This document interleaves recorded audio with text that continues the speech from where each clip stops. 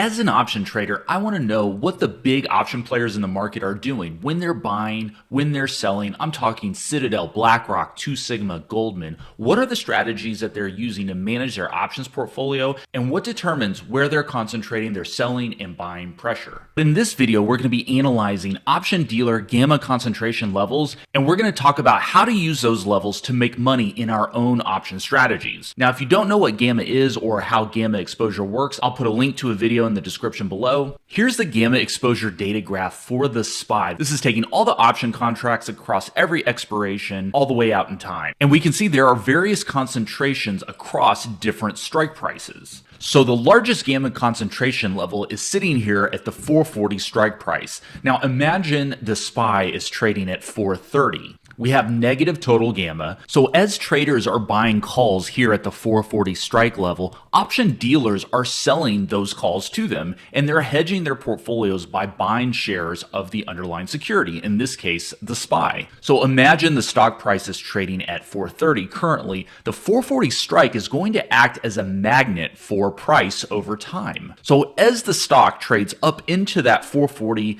gamma concentration level, option dealers are going to have to readjust their hedges by selling shares of the SPY to balance out their portfolios. This occurs as total gamma flips positive, and the more positive total gamma is, the more the option dealers will have to sell shares of the underlying security in order to balance out their portfolio, and this kind of causes a volatility compression, slowing price down as it goes higher and higher. Now imagine traders are going further up the options chain, buying the 445 strike, the 450 strike, the 460 strike. They're buying calls at these higher levels. As the price reaches up to the 440 strike, more calls being bought at the higher strike prices is going to actually require option dealers to buy more shares, which is offsetting the shares that they're selling to hedge at the 440 strike level. So as price is moving up into that 440 strike, what we need to know is, are traders going further up into the options chain at the 445 and 450 levels, for example, and buying more calls? If that's the case, that's going to offset a lot of that selling pressure from the dealers, causing price to continue going higher.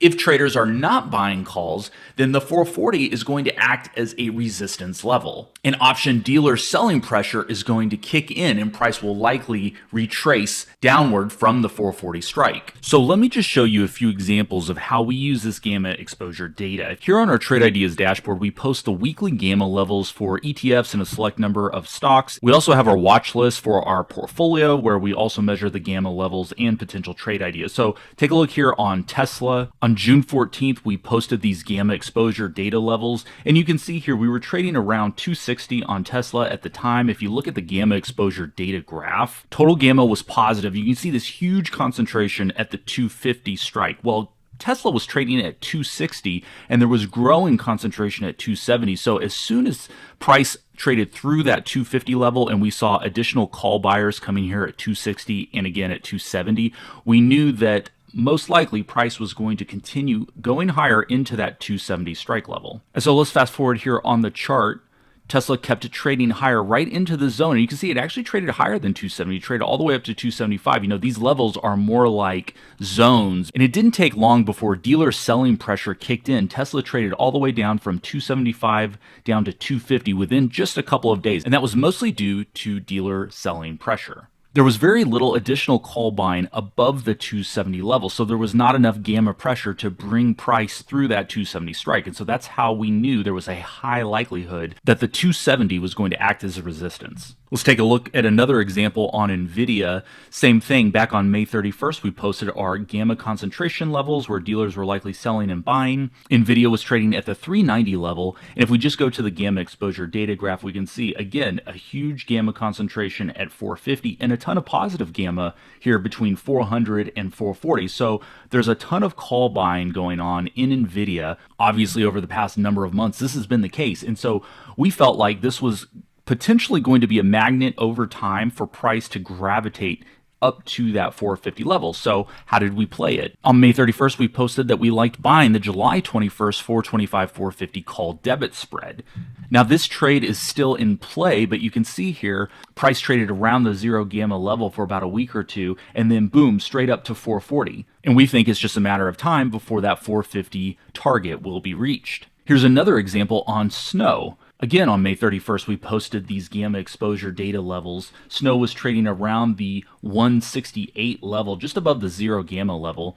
And if we look here at the gamma exposure data graph, we can see zero gamma moved up to 172. There's a lot of positive gamma. Price was trading near zero gamma, but there was a lot of call buying coming in here at 175, 185, and the big strike at 190, which we felt was going to act as a magnet for price. And what happened? Since May 31st, price has been trading upwards until it tagged on June 15. It tagged that 190 level. Very little additional call buying took place above the 190 level. So when price started trading into that, dealer selling pressure kicked in, causing price to retrace. And it retraced about 10% within a matter of days. And so as an option trader, knowing where these gamma levels are, where concentration is sitting, and understanding where traders are buying and selling, where dealers are buying and selling, where the pressure is in the market, you can find inflection points and you can structure high probability option trades based off of those levels. These were the weekly gamma levels we posted for the Qs last week, and we can see,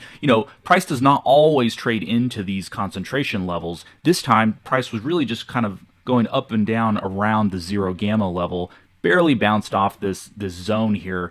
But knowing where these levels are, we can create high probability trades around them.